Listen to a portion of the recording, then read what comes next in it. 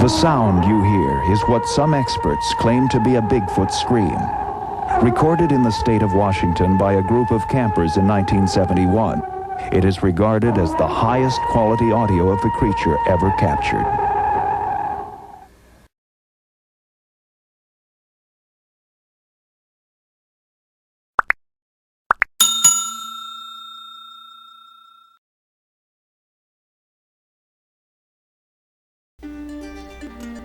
Hello! Welcome to Bigfoot Real Encounters. We're glad to have you stop by. We'd also like to take this time to invite you to share your encounter. You can send your stories to the email bfrealencounters@mail.com, where we will feature your story with all of the respect that it deserves. So send your stories in, bfrealencounters@mail.com. We look forward to hearing from you and your great stories soon.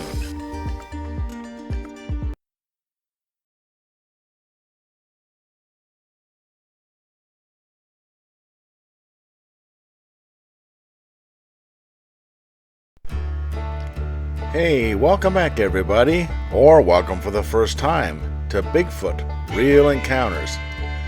This is Chris. We're going to talk about Bigfoot today once again, and I think we're going to head over to the state of Indiana. This story took place in the winter of 1988. Well, actually it's fall, the month of November. But as you know, we get winter weather even in November. So let's take a look in Monroe County, Indiana. Now, this story starts off and it reads, "This took place while on the last day of firearm deer season in November 1988. It was after sunset, but not yet dark. The temperature was in the mid-30s, but the ground wasn't frozen and there were still patches of snow on the ground in places. I came out of the woods, put my shotgun, heavy winter coat, and day pack in the trunk of my car, and got inside my car to start it up when a movement to my left caught my eye. I will tell you what I saw and what I thought as I was seeing this happen. This man/Bigfoot came out of a thick brush trees to my left on the opposite side of the road from where I was parked, maybe 35 or 40 yards down the road at an angle, but it had to know that I was there, or at least that my car was there. When I first saw this thing coming out of the thick brush, the first thing I thought was, where in the heck did he come from? Then I thought, stupid guy, no hunter orange? And then I began to notice strange things, like he had no gun, and that he was the same color from head to toe. No hat, no hunter orange. But then what I really noticed was that his arms were long. His hands were swinging at his knees, and though he was just taking large steps crossing the road very quickly, but without running. He was just walking. His arms were swinging wide like a British soldier marching, but he didn't seem to be in any hurry, and he completely ignored me like I wasn't there. But he had to know that I was there. He did not look over and kept his head looking straight ahead. He went into the woods on my side of the road, the side I was parked on, and went down the hill and disappeared. My eyes told me that I just saw a Bigfoot, but my brain and common sense was trying to dispute that. His color was dark brown, and I thought, could that have been a man in a one-piece Carhartt outfit? Or, if he were a hiker lost, wouldn't he just have stayed on the road rather than go down a steep hill when it was almost dark? Or, if lost, why didn't he ask me for help? He was about 6 feet tall, but very husky, with his hands body, feet, side of his head, face, all one color? I actually could not see fur because the light was dim. I could see the trees and tree trunks fine, but not the bark because the tree trunks were silhouetted. And that's what I mean about not seeing the fur. It was all one shade of dark brown. Now all of this that I just told you took place in a minute or less.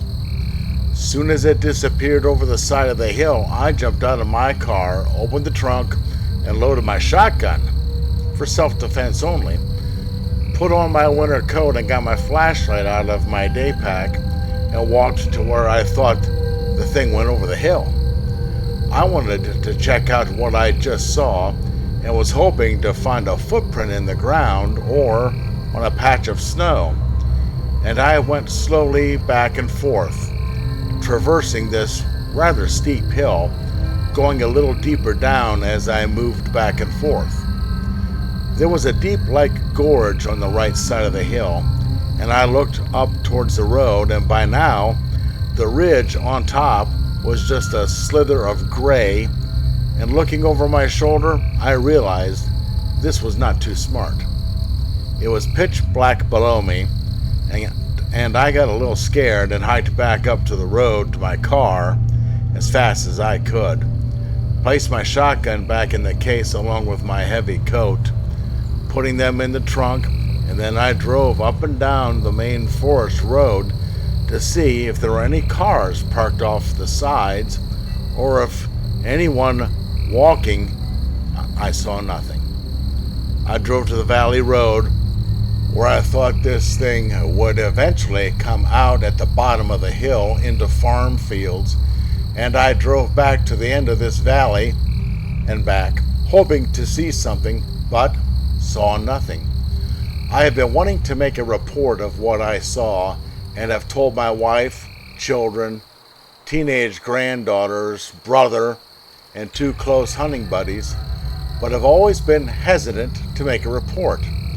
The truth is, though I'm sure what I saw wasn't a man, I can't prove it wasn't a man dressed up in a suit. But who would be that stupid, especially during hunting season? I can't say positively that it was a Bigfoot, but that is what my eyes saw. Logic says no. My eyes say yes. And that's my report. The best that I can remember it. I'm glad to get this off my chest. If this helps in any way, then that's great. I came back the very next day to see if I could find footprints in the soft ground from snowmelt or on remaining patches of snow, but saw absolutely nothing. And as large as this creature was, I was hoping to see, in the daylight, at least something, but saw nothing. Wow, what an encounter. Just out there hunting and everything, and you look over and see a Bigfoot just minding his own business, doing his own thing, like he doesn't have a care in the world, like he owns the place. That's pretty good. You know, I've heard people say, well, if there is a Bigfoot, why aren't all the hunters seeing him? Well, there's a hunter that saw one. And as a matter of fact, most of the reports that I see and hear about are hunters seeing them. Before we get on to the next one, I'd like to encourage everybody to hit the subscribe button where you can be notified of new stories as they come out. Also, hit the thumbs up to show that you like the stories, and share these stories with friends, family, enemies, anybody. Also, be sure to check out the links in the description below. This next story here takes place in August 1997 in Washington County, Indiana, near Campbellsburg. And it reads, this happened on private land near Campbellsburg, Indiana. The terrain of this private land is moderate hardwood forest, heavy leaf litter, and only mildly rugged.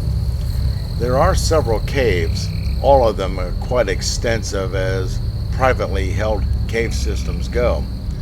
There is also a valley with a small creek with a cabin.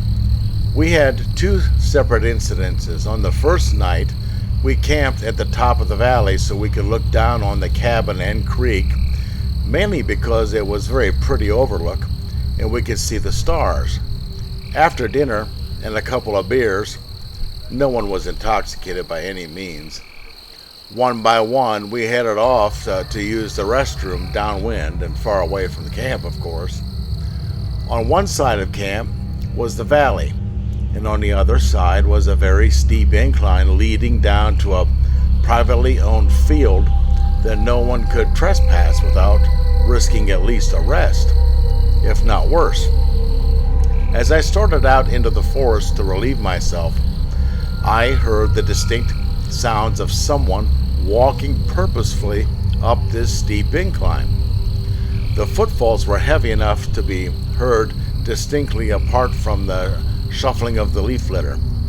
I squatted down, thinking it was the adjacent property owner coming over to complain about noise or trying to chase us off, even though we had full permission to use this property. The footfalls stopped at the top of the incline, and then, whoever this was, took off running full bore into the deeper parts of the forest. The footfalls were very distinctly bipedal and not rapid sound of deer footfalls. I didn't know who this may be, so I called out to them. The running continued and no response was given. After I did my business, I went back to camp, and the other persons agreed they heard the footfalls and thought it was me. None of us saw anything at that time. About 2 hours later, we heard a very loud scream, starting at a low pitch and rapidly increasing to a piercing screech. We heard this only once, and it caused the forest sounds to stop. About 2 to 3 minutes later, the normal forest sounds started again. We then decided to turn in for the night. I don't know if I would have turned in for the night after hearing something like that. Wow. Sorry for interrupting myself there. But sheesh. I'll continue. We had been creeped out enough. Yeah, I guess. We slept in a van on our trips, so we climbed into the van and fell asleep. About 2 or 3 a.m., one of the other persons on the trip yelled out and woke us all up. He'd awakened to see a large arm. He never specified anything other than it was very large and the hand was large and dark, reaching in the van window and taking food out of the front seat. We looked, and the food was partially missing. The remainder spilled about the seat and floorboard. I can't say for sure if he was dreaming, hallucinating, or just spooked from earlier and mistook a raccoon for an arm or something like that. Something had disturbed the food, but I don't know what it specifically was, though I personally made the connection to our visitor from earlier visiting the camp.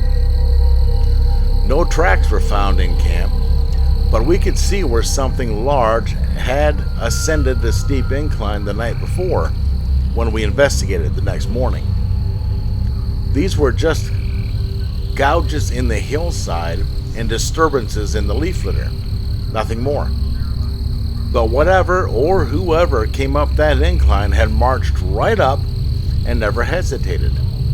We didn't have tools to measure, photograph, or record what we saw, as we didn't think it was Bigfoot, but rather an animal or the other property owner at that point. We camped in the valley for the remainder of the trip without incident. We returned about a year later. We decided we'd camp in the valley for the trip.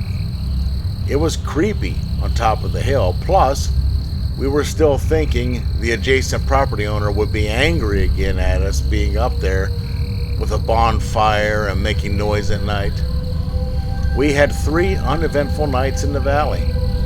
The fourth night was different.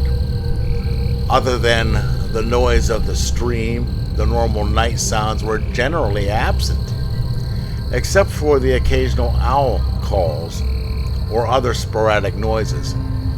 It was quite eerie that night. We went to bed around 1 a.m. This time we were camping in tents and not in the van. About 1 hour later, we heard the familiar footfalls. This time, descending the valley wall on the opposite side of the creek. There were 2 or 3 footfalls, a sliding sound, then 20 to 30 seconds of silence. This process repeated until, we assumed, the person reached the edge of the creek opposite of us. After what seemed like an eternity, the person crossed the creek very slowly. We could hear general splashes each step. Once in our camp, we could hear shuffling sounds. Our fire had gone out, so we could not see anything through the tent walls. None of us really cared to confront whoever or whatever was visiting. After about 30 minutes of shuffling, our cooler was forcefully knocked to the ground. Silence followed, and we all fell back asleep. Man, I gotta interrupt again. How could you fall back asleep with that? I just don't get it. To hear something like that, especially knowing the area and there was something screamed at you a year before, and you just say, oh well, go to sleep. Wow, this is kind of amazing. But anyways, I interrupted myself again. Let me get back to the story here. I awoke sometime later to the sound of someone approaching the tent. As I looked up through the rainfly, a head appeared and looked down at me. As we were under the tree canopy, the lighting was very poor. I could see that the head was very large. There was coarse hair on top and sticking out to the sides in places, but the face was in shadow. At that point, I gasped and the head quickly moved out of view. I could hear it cross the creek and head up the hill, and it was gone. I mentioned this to the guys the next morning, and none of them noticed it returned for the second visit, but me. We had no further disturbance. The next morning, guys, really? It looked at you and you stayed? You're much braver than me, I'll tell you that. I'd have been out of there. Anyway, let me continue. Neither time did I feel threatened or any negative feelings other than the fear of encountering an unknown visitor, whether human or otherwise. But the head looking in the tent and the stealthiness of the visitor clued me in that this was not a man looking to scare us, but rather likely a startled Bigfoot, the first encounter, and then an inquisitive Bigfoot, the second encounter. I poked around quite a bit on the property and did not see any obvious sign of a large animal, but there were lots of deer, and the disguised cabin had several bedding areas in it. Something or someone had bedded down there many times in the past, but the area looked disguised as well. Also, I note that these bedding areas were on both the first and second floors of the building.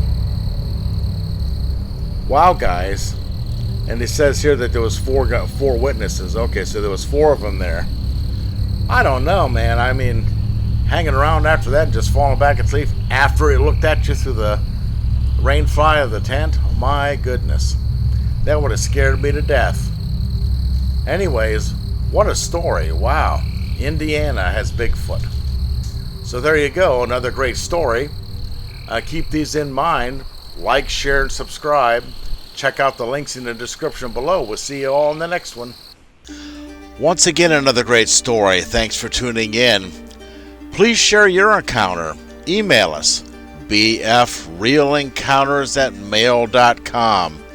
Your story is very important. We will treat it with the respect that it deserves. Also, be sure to Smash the like button, share, and subscribe. Thanks once again. We look forward to hearing from you soon. Watch out for our next video. Maybe we'll feature yours. Have a great day.